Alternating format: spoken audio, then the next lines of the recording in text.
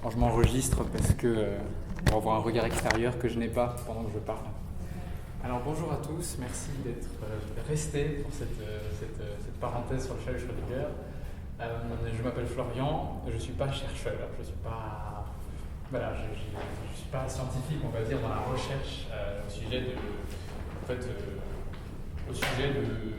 au sujet qu'on a vu, en fait, en lien avec les sujets qu'on a vus juste avant, qui sont en lien avec la physique quantique. On a vu plein de choses, je suis très content qu'on ait parlé du paradoxe EPR, je suis très content qu'on ait parlé aussi du chat de Schrödinger, vous avez dû parler de plein d'autres bizarreries quantiques juste avant. Donc je sais que j'ai un temps limité pour l'instant. Parfois je vais un peu regarder l'heure, donc vous étonnez pas au cas où je suis rapidement. Je trouve très intéressant de parler du chat de Schrödinger parce que je pense que c'est un exemple déjà très connu. Tout le monde déjà ça parle de chat, donc c'est cool. Ensuite ça parle de Schrödinger, c'est un nom autrichien bizarre, donc ça intrigue un petit peu. Et puis c'est un énorme problème qui est resté en physique depuis très longtemps et qui est censé à la base discréditer l'interprétation de Copenhague de la réalité quantique. En gros, Schrödinger il s'est dit, bah non, c'est des bêtises de s'imaginer que l'onde elle n'existe pas jusqu'à ce que tu la mesures. Donc je vais vous montrer à quel point c'est n'importe quoi. Regardez, on peut imaginer toute une expérience de pensée, une Gedankenexperiment, comme David va dire aussi cette année. Et toute cette idée-là, je vais leur montrer au travers d'une expérience de pensée loufoque que c'est carrément absurde. Exactement comme l'expérience de pensée du paradoxe EPR, qui d'ailleurs est sorti la même année en 1935. Donc c'est assez rigolo, c'était l'année des expériences. On va vous montrer que vous avez dit que des bêtises, et puis l'histoire aura montré qu'en fait l'interprétation de Copenhague reste à un certain niveau pertinente. Je fais beaucoup d'efforts pour essayer de trouver comment exprimer les choses de façon facile. D'ailleurs, bravo Dominique, parce que je me dis, tu dois passer ton temps à recevoir des informations du Collège de France ou d'ailleurs, et à réussir à trouver comment formuler toutes ces choses-là de façon accessible et compréhensible pour les gens. Je te rassure, au Collège de France, en mécanique quantique, je comprends rien. Ok. Ah oui, d'ailleurs, à ce propos-là. Oui, ça dépend, parce qu'il y a des choses que je retrouvais ici. D'ailleurs, le 12 novembre, c'est très récent, et il y avait Alain Aspect qui est passé au Collège de France à 18h pour parler justement du paradoxe EPR, et le live était en direct sur Facebook, donc moi j'ai perdu 3 heures de ma soirée, j'étais scotché à mon écran, j'avais prévu de faire des choses, j'ai rien fait du tout. Mais vous pouvez certainement consulter l'enregistrement d'Alain Aspect qui en parle. Il n'y avait que cette personne en ligne à ce moment-là, il n'y avait que les passionnés en fait, qui restaient pour regarder 3 heures de physique quantique. Moi j'étais super content, ça m'a refait ma soirée. Donc au cas où vous voulez plus d'informations complémentaires là-dessus, qui sera utile. On ne va pas explicitement l'utiliser, mais aussi on va un petit peu parler de la distinction entre la physique classique et la physique quantique. Oh, plus doucement. Oui, plus doucement. Plus doucement, ok.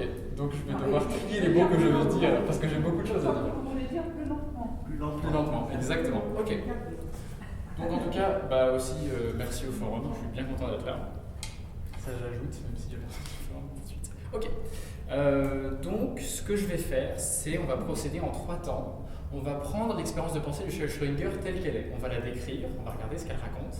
Ensuite, je vais vous présenter le peigne fin au travers de lequel on va la passer. Le peigne fin, c'est tout simplement la méthode scientifique qui permet, lorsqu'il y a une proposition qui arrive quelque part, de l'interpréter, de recevoir, de se dire, ok, qu'est-ce que cette proposition a à nous dire, à nous apprendre, qu'est-ce qu'elle raconte de vrai ou de moins vrai éventuellement, et en quoi est-ce que je peux la confronter au final à un cadre qui est le cadre consensuel de la méthode scientifique.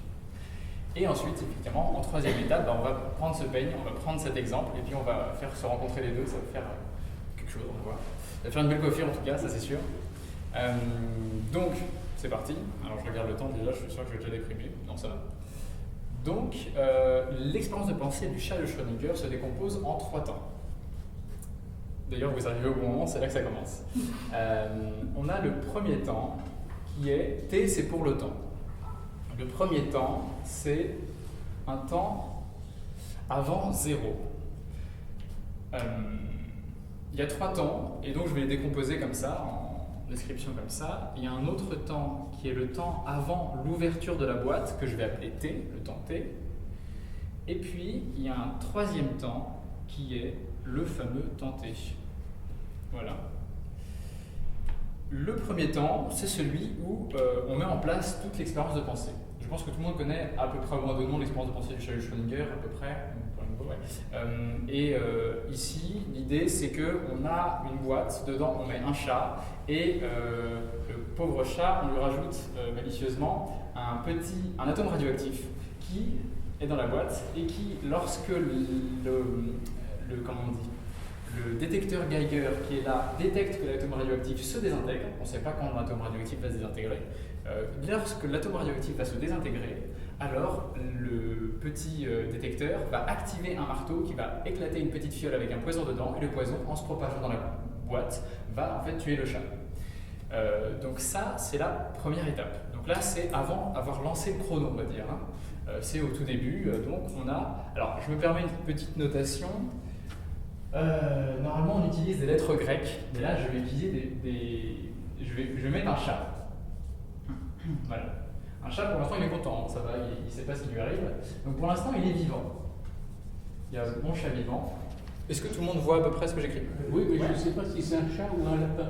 Oui, bah, mais ce qui est bien avec l'expérience de pensée du chat de Schrödinger, c'est que ça peut aussi marcher avec un lapin. C'est bien ça.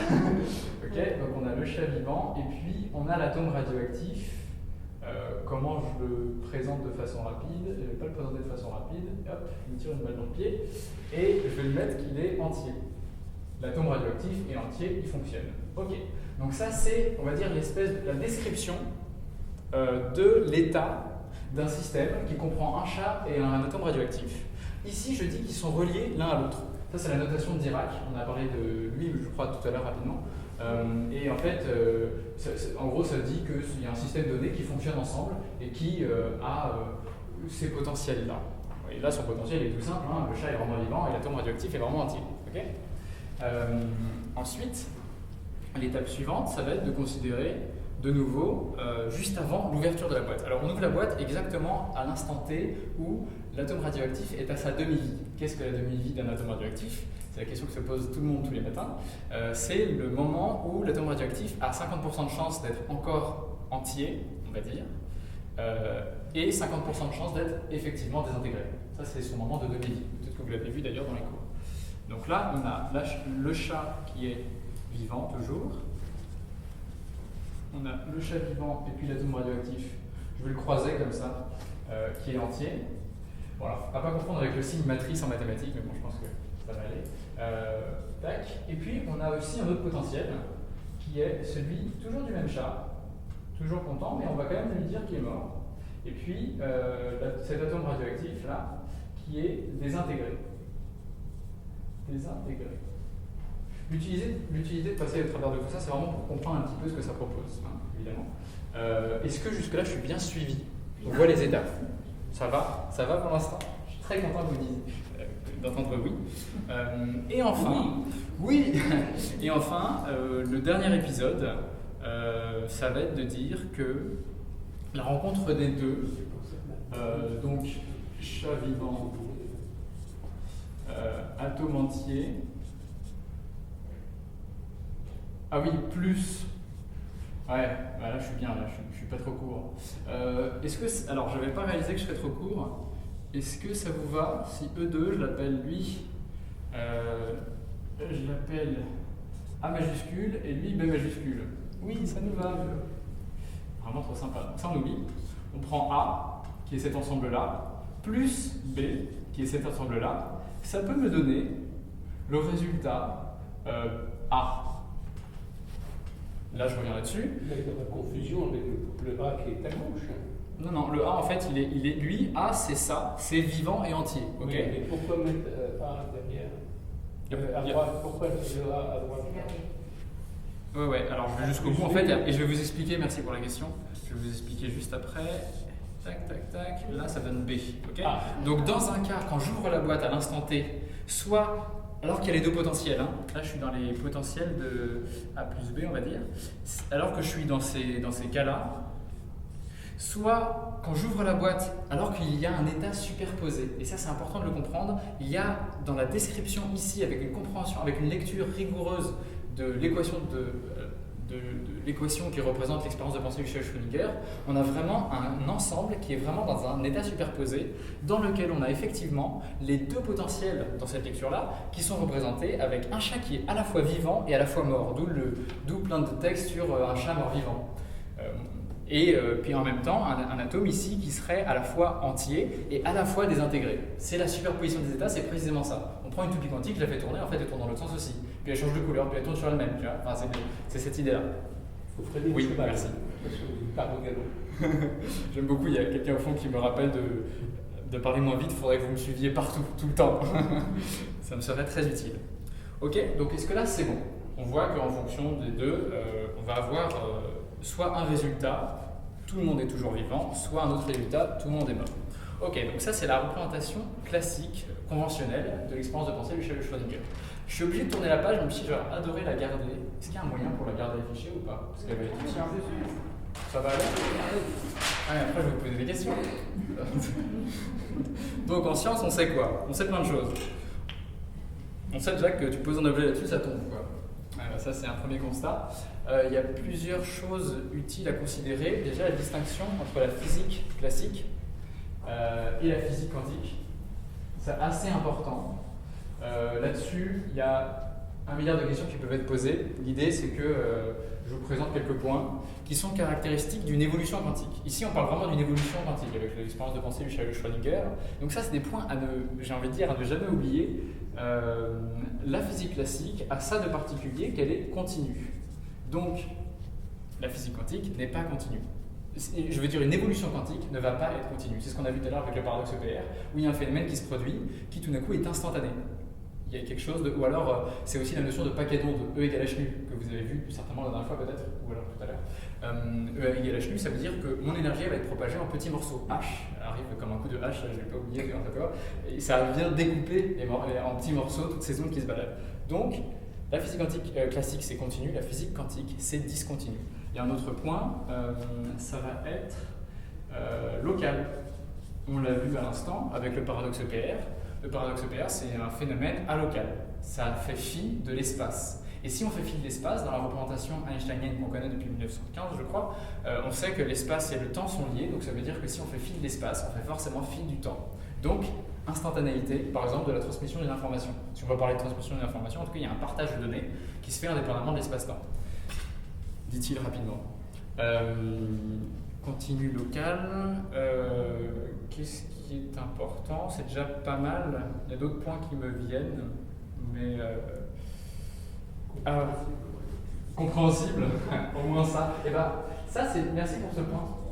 Alors il y a aussi déterministe, et il y a aussi. Je l'avais, et puis après j'ai retenu ce mot-là, mais de toute façon c'est pas. Ah oui, réversible aussi. Réversible. On ne peut pas dire rationnel aussi? Ça je suis pas d'accord, parce que la base de la science c'est justement de rendre compte d'une façon rationnelle des phénomènes qui se produisent. Donc l'idée c'est que il fut un temps où on expliquait un éclair parce qu'on disait c'est Zeus qui s'est amusé, il a jeté un truc. Et puis au bout d'un moment on a compris ce qui se produit vraiment. Puis après on a eu un nouveau regard encore sur l'électromagnétisme. Il y a une parole qu'on a compris d'une certaine façon. Après Einstein il arrive et dit mais ça se trouve en fait c'est pas juste des ondes, il y a aussi des particules qui se lient à ça. Ça n'empêche pas le côté rationnel? Non, mais là, je donne des critères qui sont rigoureusement associés à la physique classique. Rien de physique quantique ne correspond à tout ça. Tout ça, c'est une évolution classique. Tous les inverses de ça, alocal, discontinu, déterministe, là, on pourra souvent, ce qui va être dit dans l'interprétation de Copenhague, typiquement, ça va être probabiliste, mais il y a d'autres termes qui peuvent être associés. Ça va être la notion d'aléatoire, par exemple, l'aléatoire quantique. Irréversible, ça va être évidemment irréversible. Et ça va être le cas de la non-commutativité, mais là, je ne veux surtout pas rentrer là-dedans. Aïe. Donc c'est 4 points qui sont déjà intéressants, je pourrais rajouter quelques lignes en dessous, mais c'est déjà des points de repère. Et pour comprendre les choses en physique, ça c'est le plus important de tout ce que j'ai raconté avant et que je vais raconter ensuite. Ça c'est super important. Voilà, donc si... Oui. Quel est le dernier terme sur... Réversible. Comment? Réversible. Réversible. Ouais. Évidemment, il faut comprendre ce que ça veut dire. Là, je ne vais pas m'appuyer dessus, mais on pourra y revenir volontiers. Donc il y a ces aspects-là. Il y a aussi une notion qui est l'orthogonalité. Oh, le joli mot. L'orthogonalité, c'est quoi? C'est de dire, par exemple, une égalité est orthogonale. Par exemple, E égale MC2 égale, de quoi il rend compte? Il rend compte qu'il y a une égalité entre deux ensembles. Je ne vais pas dire égal si les deux ensembles ne sont pas égaux, évidemment. Cette salle fait la même taille que tout Paris. Non, c'est pas orthogonal parce que cette salle fait partie de tout Paris. Donc ça ne peut pas être orthogonal, elle est une partie du tout. Donc ça va être inégal. Par exemple, dire x égale x plus 1, où est l'erreur? Est-ce que vous la voyez? Bah ouais. Donc c'est pas bon. Donc là on dit que c'est pas orthogonal. Ok? tout ça nous sera utile, mais vous sera surtout utile parce que c'est pas moi qui vais répondre à la suite, ça va être vous. Et puis après, qu'est-ce qu'il y a? Ah oui, il y a aussi le fait qu'un système quantique doit être uni. Le système quantique fonctionne tout ensemble. Je ne peux pas dire il y a une partie du système quantique qui fait ceci, une partie du système quantique qui fait cela. Avec en fait, le paradoxe EPR, c'est cet exemple-là qui est parfait, parfaitement illustré. C'est en fait, ces deux particules créent un même ensemble, et quand je dis à l'une, tiens, tu peux tourner autrement, et l'autre va suivre d'une façon qui respecte la loi de conservation. Elle va suivre en fait enfin en tout cas ce qui va être vérifié. Et donc c'est bien que c'est un système qui est vraiment uni, et il est vraiment uni instantanément aussi, ce qui est vraiment incroyable, c'est miraculeux tout ça. C'est tout ce qui me vient là pour l'instant, donc c'est des points utiles qu'on va pouvoir appliquer de nouveau à tout ce qu'on a vu. Donc là, tada, ouais, ok. J'en ai dit suffisamment en principe pour que, en repassant l'expérience de pensée de Schrödinger, on puisse un petit peu explorer ce qui s'est proposé là, en vérifiant est-ce que l'expérience de pensée de Schrödinger est bien représentative d'une évolution quantique ou pas, et en quoi peut-être elle ne l'est pas. Est-ce que des idées vous viennent déjà à prime abord? Ouais. Oui. Moi, je pense qu'il y a une réalité, quand la boîte est fermée, la boîte du chat, elle est fermée. Il y a une réalité à l'intérieur qui nous est inconnue. Et la superposition dont on parle, elle est uniquement dans notre esprit. C'est notre esprit qui dit, je ne sais pas s'il est mort ou vivant, donc ils sont superposés. C'est uniquement dans le mental. Ouais. Alors, j'aurais bien aimé dire oui, ça aurait arrangé plein de physiciens. Le problème, c'est que inférieur ou égal à h bar sur 2. Le problème, c'est ça. Le problème, c'est qu'en fait, la superposition, elle se vérifie réellement. Supérieur ou égal à... Ah, c'est pas... Oui. C'est dans l'autre sens. Ok. L'égalité, c'est... J'y vais sans me creuser la tête sur le truc. C'est surprenant, mais il m'a fallu longtemps pour l'accepter, mais on aurait envie que ce soit dans l'autre sens, mais c'est dans ce sens-là. Ben non. Oui. Et c'est parce que l'incertitude... Non, c'est limité. L'incertitude sur delta E est tellement grande, quand delta T est très petit, pour respecter l'inégalité... Ah oui, absolument. Parce qu'ils sont obligés du coup d'avoir une certaine dose de flou. Si c'était l'inverse, les deux pourraient être très clairs et il n'y aura pas ce flou. Exactement. Absolument. Supérieur ou égal à h bar sur 2, il faut que le fond se rentre. Donc, en gros, on a ça. Et ça, qu'est-ce que ça raconte? Merci beaucoup Dominique pour il est là pour me suppléer derrière. En gros, qu'est-ce que ça raconte? Ça veut dire qu'on a vraiment un comportement de la particule élémentaire, de la so-called particule élémentaire, qui va être ondulatoire. Et donc, qu'est-ce qu'on appelle un flou? Là, j'ai un super exemple à donner, assez facile de compréhension. On prend un caillou, on lâche en l'eau. Qu'est-ce qui va se passer?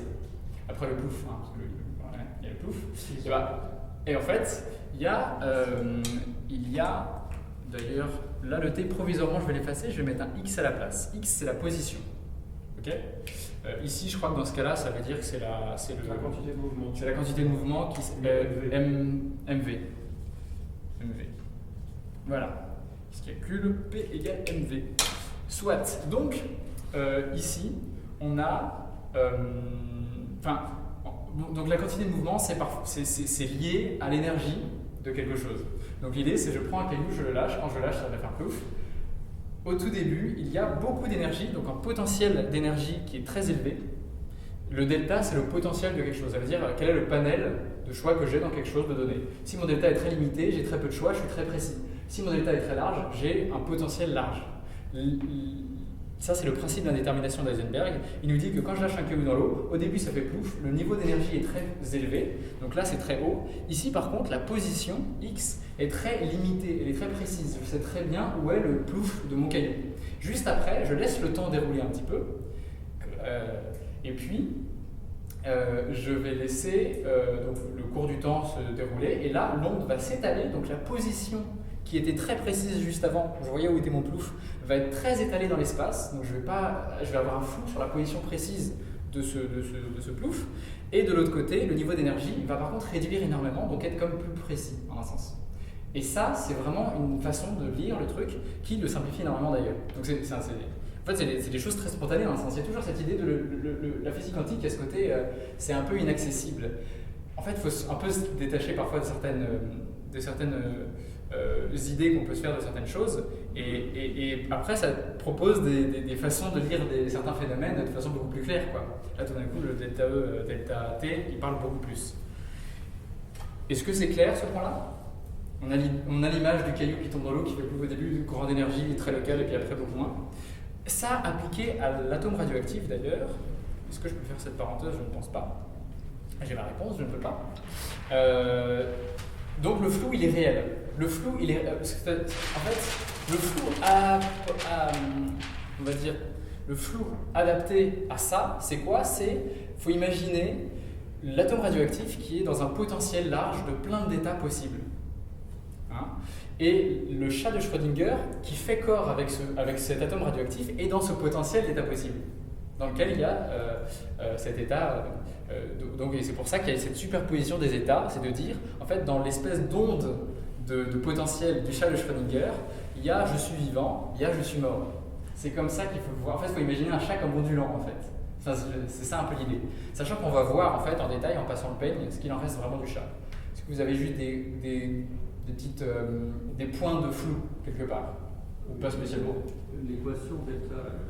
Ouais. L'équation, le principe d'indétermination d'Heisenberg, c'est, comme je disais, du coup, on lâche un caillou, au début il y a beaucoup d'énergie, donc le niveau d'énergie est flou, il est grand, il y a un potentiel élevé d'énergie. Par contre, il est très local. Mon caillou, il est tombé quelque part, l'onde va être très locale au début. Ensuite, quand je vais laisser un peu le temps passer, l'onde va s'étaler, donc la position de l'onde va être très floue, par contre le niveau d'énergie va être très bas. L'onde va être beaucoup plus bas, douce. Donc ça veut dire que là, mon niveau d'énergie qui était très élevé au début va être beaucoup plus bas, et là le niveau de position va passer de très bas à beaucoup plus haut. Et le principe d'indétermination d'Heisenberg, c'est toujours, plus tu sais la position, moins tu sais l'énergie. Plus tu sais l'énergie, moins tu sais la position. C'est ça que ça dit. Limité par G bar sur 2. Limité par une constante de Planck qui vient dire que, qui vient limiter le niveau d'énergie minimal, 10 puissance 6,622, je crois, 10 puissance moins 34 fois 6,622 joules seconde. Donc c'est tout petit. C'est vraiment minuscule, mais il y a quand même cette subdivision qui se fait dans la réalité en général. Ok. Donc je ne vais pas trop insister sur les parenthèses. En tout cas, si c'est clair pour l'instant, là, je ne réalise pas à quel point... en gros, avec les points qu'on a ici, on peut observer certaines choses. Ça veut dire qu'on dit qu'une évolution quantique doit être strictement discontinue, alocale, pas déterministe et pas réversible. Ici, dans cette expérience-là, dans ce procédé-là, dans cette évolution-là, on voit que, ici, on dit d'abord, on met un chat dans une boîte avec un flacon de poison avec un détecteur Geiger qui va activer un marteau, qui va éclater une fiole. Est-ce que vous remarquez quelque chose de particulier dans ce procédé? Alors pour le coup, c'est réversible. Oui, alors ça dépend jusqu'où. Ça dépend. Il y a une partie réversible et une partie non réversible. Mais ce que je veux dire, c'est que ici, l'idée, c'est qu'il y a une évolution quantique. Et moi, ce que je pointe là, c'est de dire, pour que ça fonctionne, pour que ça soit vrai, que ça forme un vrai ensemble, il faut absolument que toute l'évolution soit quantique. S'il y a une once de classique dans l'évolution, elle est plus bonne. Voilà. Et l'idée là, du coup, c'est, est-ce que vous remarquez quelque chose qui n'est pas quantique dans cette évolution? Il y a un atome radioactif, dites n'importe quoi. C'est vrai. Le chat est vivant. Le chat est vivant. Donc ça, c'est la base. Et après, ça va être l'évolution. Donc ça va être l'évolution, l'atome radioactif qui désintègre, et puis il y a tout un mécanisme qui se met en jeu. Ça, c'est un peu continu. C'est comment? Ouais, c'est continu. En fait, il y a du continu, mais c'est pas ça qui me choque le plus en fait. Ici, donc, on est sur. En fait, c'est le mot local qui me choque le plus. Allez, je balance. Parce que là, donc, il y a continu, local, déterministe et réversible, encore une fois. Puis il y en a d'autres. En fait, c'est la localité de ce phénomène. Ce qui dit localité dit aussi qu'il y a le temps. Et en fait, normalement, pour que le phénomène fonctionne, il faut qu'il y ait cette instantanéité qui soit possible. L'échange doit être instantané, direct. Ici, on dit que si le chat si l'atome radioactif se désintègre, alors le chat ne meurt pas tout de suite. Alors le chat doit attendre dans sa boîte, il y a l'atome radioactif qui est détruit, et là le chat attend que l'atome Geiger détecte, envoie un signal électromagnétique qui n'est pas instantané à la vitesse de la lumière, qui limite le signal électromagnétique, qui va activer un marteau, qui va éclater une fiole, et la fiole va devoir descendre, enfin se casser, le poison va descendre, va se propager, et là les narines du chat vont commencer à se dire tiens ça va pas, mais je suis dans une boîte mince, et là au bout d'un moment il va commencer à cafouiller un peu et mourir, potentiellement. Tout ça c'est super long, l'instantanéité elle n'a rien à voir avec ça. Donc là, c'est juste pour vous dire, ah bah tiens, l'évolution comme décrite ici, elle ne fonctionne pas si on imagine, parce que l'idée c'était quand même, regardez comme c'est absurde, la preuve, ça voudrait dire qu'un chat pourrait vraiment être dans un état superposé sous cet angle-là. Dans la proposition à la base, c'était vraiment, je prends rigoureusement votre représentation de Copenhague, et effectivement, elle peut avoir ses failles, et c'est ça qu'il a voulu pointer. Je prends cette proposition-là et je la passe voilà, au filtre, il avait ses filtres, et puis je la mets avec un chat. Bah, ici, il y a ce problème-là qui est, bon après c'est en 1935, mais il y a ce problème-là qui est, ce n'est pas une évolution instantanée, il y a une évolution progressive, donc ce n'est pas représentatif d'un phénomène quantique. Là, c'est le premier point. Est-ce que c'est OK pour tout le monde? J'adore voir les cas de fer, oui. C'est très bien. Merci, c'est intéressant. Ouais.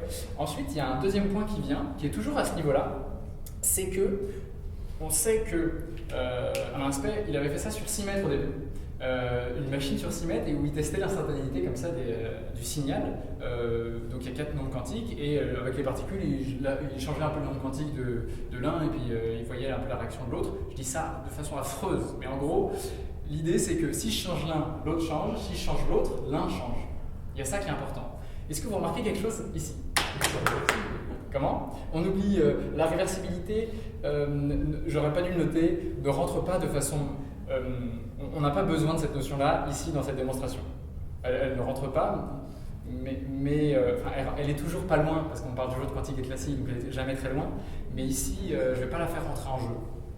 C'est facile. Mais je me suis dit qu'il était dans un temps limité, donc je ne pouvais pas aborder ça. C'est quelque chose qui m'embête, je l'élimine. Donc, est-ce que vous voyez en tout cas un problème quelque part en lien avec cette relation? C'est que dans un sens, c'est unilatéral. Ici, on a un chat qui, s'il crève, l'atome, il s'en fout. Alors que normalement, si c'est un système entier, l'atome, s'il se désintègre, le chat, non seulement déjà meurt tout de suite, mais en plus, le chat fait partie du même corps, entre guillemets, c'est un corps uni en un sens, et du coup, le chat, normalement, s'il meurt, et l'atome, il doit faire « Ah bah mince, je me désintègre », et paf, j'éclate. Normalement, c'est cette instantanéité ici. Évidemment, c'est peut-être un manque d'attention ou quoi, mais en attendant, pour faire une représentation théorique de quelque chose de rigoureux, normalement, il faudrait inclure cet aspect de le chat il meurt, l'atome se désintègre instantanément. Sinon, on ne va pas dire regardez comme c'est absurde, alors que j'ai tout changé le contexte en fait. Donc là, il y a ces deux aspects-là. Donc ce que je vous propose, si tout le monde est d'accord, je sais, on peut verser une larme, mais au final, on sauve un chat quand même, réalisez-le, c'est de retirer le chat. Donc le chat, en fait, il va disparaître de toute l'expérience de pensée. Et donc, je garde A et B comme tel, sauf que maintenant, A et B sont représentatifs non plus d'un système où il y a un chat avec un atome radioactif, mais seulement d'un atome radioactif seul qui peut être dans un état, comme ici, dans la représentation conventionnelle, qui est soit dans un état entier, soit dans un état désintégré. Mais c'est pas fini. Non, on en a marre. Restez. Donc, on passe à cette étape. Donc là, temps avant 0, ok, il y a un atome qui est entier, il est radioactif. Un atome radioactif, petite parenthèse, juste avant on a vu delta E, delta T, c'est presque encore lisible, presque. Il faut imaginer un beau E là, et là un beau T. Et en fait, ça c'est un petit truc que je trouve assez intéressant, c'est que ici on a du coup un grand potentiel d'énergie et un temps très limité. A l'inverse, évidemment, on peut avoir un très faible potentiel d'énergie et un temps pas limité du tout. Et en fait, ça c'est la matière en général. Quand la matière est radioactive, elle a beaucoup d'énergie, c'est un noyau très lourd, et qui dit lourd, vu que E égale mc2, dit il y a beaucoup d'énergie. Donc j'ai un noyau très lourd, c'est ça un atome radioactif, il a un gros potentiel, et qu'est-ce qui fait, quelle est la particularité des atomes radioactifs? C'est qu'au bout d'un moment, on sait qu'ils vont se désintégrer. Ça dépend, il y a des périodes qui changent, mais on sait qu'il va se désintégrer parce qu'il est trop lourd. Donc là, c'est encore une façon de voir le principe de l'interpolation de façon très simple. On voit un atome très lourd, on sait qu'il va désintégrer au bout d'un moment, parce qu'il a trop d'énergie, donc son temps est limité. Moi, j'ai beaucoup d'énergie en moi, je sens que mon temps est limité. C'est exactement ça que je vis maintenant. Et à l'inverse, un atome qui est très stable, qui a peu d'énergie, il va avoir un temps pas du tout limité dans sa forme, il ne va pas être limité dans le temps en fait. C'est le fer, par exemple, c'est plein de matériaux précis. J'ai pas la table de Mendeleïev derrière moi, mais on pourrait voir ça de cette façon-là. Donc en fait, le principe d'indétermination d'Heisenberg, on le connaît un petit peu. C'est pas un truc totalement improbable. Je voulais rajouter juste ce point qui était, donc ici ça fonctionne, ici ça fonctionne encore. On voit qu'effectivement il y a un cumul des potentiels juste avant l'instant d'ouverture de la boîte. Là ça fonctionne, il y a un atome qui il peut être entier ou alors il peut être désintégré. Ok, et encore je suis anti quand je dis que ça fonctionne parce qu'on peut déjà peut-être sentir un problème. Est-ce que vous sentez un problème particulier à ce niveau-là? Ça va. Et ensuite vient la dernière phase qui est, on a deux choix, soit l'atome est toujours entier, il y a du coup les deux potentiels, je suis un atome entier, je suis un atome désintégré, paf, j'ouvre, je vois que c'est un atome entier, soit pareil dans le même contexte, mais j'ouvre 50% de chance de trouver au contraire l'atome qui est soit entier, soit désintégré. Est-ce que vous remarquez un souci à ce niveau-là? C'est pas évident. En fait, je vous ai donné les réponses à l'avance, il faut juste que vous retrouviez. En fait, c'est un texte à troupe, il y a les mots en dessous, il faut juste retrouver qu'est-ce qui correspond à quoi. Donc, pour rappel, il y avait cette distinction entre les deux physiques, il y avait la notion d'orthogonalité et il y avait les systèmes unis qui fonctionnent du coup de façon pas unilatérale, mais qui fonctionnent l'un vers l'autre, mutuellement. Toujours des trucs simples d'ailleurs, hein. On voit bien l'idée que quelque chose peut se répondre. On voit bien l'idée de l'orthogonalité, x n'est pas égal à x plus 1, ça fait sens. Puis distinguer, il suffit d'associer les bons adjectifs, de comprendre les adjectifs derrière et d'emporter ça avec soi quand on lit plein de textes de physique. Ça peut être pas mal, ça peut être intéressant. Ok, je sens que la foule est en délire, alors je vais avancer. Une fois qu'il est désintégré, Comment? s'il est désintégré, Ouais. le delta T est très long après. Je crois que tu as fait le tout premier petit pas qui, je pense, peut mener à quelque chose de vraiment déterminant pour le troisième élément clé que je propose d'aborder ce soir. J'ai dit ça de façon très longue, mais oui. Il y a quelque chose après Oui, d'ailleurs, j'ai oublié juste de vous dire que toute cette expérience de pensée présente deux paradoxes. C'est l'idée qu'on puisse tuer un chat du regard. Quand même, j'ouvre la boîte et là je détermine son état, alors que jusque-là il était mort-vivant. J'étais bien mort-vivant, laisse-moi tranquille, quoi, tu vois. Et puis l'autre paradoxe, c'est aussi que donc le chat mort-vivant, et puis voilà, non seulement il y a un chat mort-vivant, enfin j'ai tout dit en une phrase, mais en plus je peux le tuer de mon regard, parce que je vais déterminer son état propre par mon regard. Alors que là, il a le cumul des deux états. Quand j'ouvre pas la boîte, il est comme ça. Hein. Dès que j'ouvre la boîte, paf. Ah bah mince, on est tombé sur lui. Pardon. Pauvre chat. Alors que non, on l'a sauvé le chat, ça y est, on l'a délivré. Ok. Il n'y a plus de chat, vous l'avez enlevé. Je l'ai retiré. Maintenant, il reste juste l'atome radioactif. Mais ça se trouve, il y a encore des choses à dire sur l'atome radioactif et la représentation de Schrödinger de l'atome radioactif. Ici, sous cet angle-là, après, à un certain niveau dans cette lecture-là, il y a quelque chose qui peut venir. En fait, moi, je serais absolument incapable, si on montrait ça, de deviner. Mais en gros, c'est on peut relire. Alors, je me demande juste comment le faire parce que là, je suis sur un paperboard avec un espace limité. Je pense que je vais le faire comme ça. En fait, oui. Nous avons une méditation dans un quart d'heure. Un quart d'heure? Ok, un quart d'heure, on sera plus là. Ah oui, oui, mais il faut qu'on prépare toute la salle. Dans 10 minutes, on sera plus là? C'est compliqué. Dans combien de temps? Généralement, on commence à 6h. Mais bon. Ah ouais? Oui. Ok, il vous faudrait combien de temps? Parce que là, du coup. Il nous faut au moins 10 minutes pour préparer la salle. Ok. Oui. Ok. Bon. Ok, donc dans 3 minutes? Ok. La réponse c'est la non-orthogonalité, mais balancée comme ça sert à rien, parce que c'est le seul point qu'on n'a pas abordé. La non-orthogonalité, c'est un mot que j'ai appris à dire vite, mais ça sert à rien. C'est cette notion-là qu'on peut appliquer ici. Alors je vous le fais de façon extrêmement courte pour avoir 2 minutes de questions. Puis de toute façon je ne serai pas loin, mais en gros c'est juste que ici on a un état entier qui est dit entier. Un état entier c'est un état initial. Ok, tant mieux. Chouette. Ici on est toujours sur l'état entier, c'est toujours son état initial. Et puis, donc A, c'est initial en fait. Et B, c'est un état final. Mais qu'est-ce qu'un état final? Là, je vais faire une grande fonction d'onde. J'en ai encore pour 1 minute. Donc, grande fonction d'onde. Dans ma fonction d'onde, il y a un grand champ de potentiel. La physique quantique, c'est vraiment comme ça qu'il faut la lire. J'ai un grand champ de potentiel et dedans, j'ai plein de possibilités, plein d'états propres possibles. J'ai un état initial et j'ai des états finaux possibles. Un état final, ce serait l'état désintégré. Là, c'est un état final. Un état entier, c'est un état initial. Parce que l'atome radioactif, quoi qu'on peut le regarder 15 000 fois, dans tous les cas, il va toujours être sur le point de se désintégrer. C'est le propre d'un atome radioactif, c'est qu'il est instable par essence. C'est pour ça qu'on l'appelle radioactif.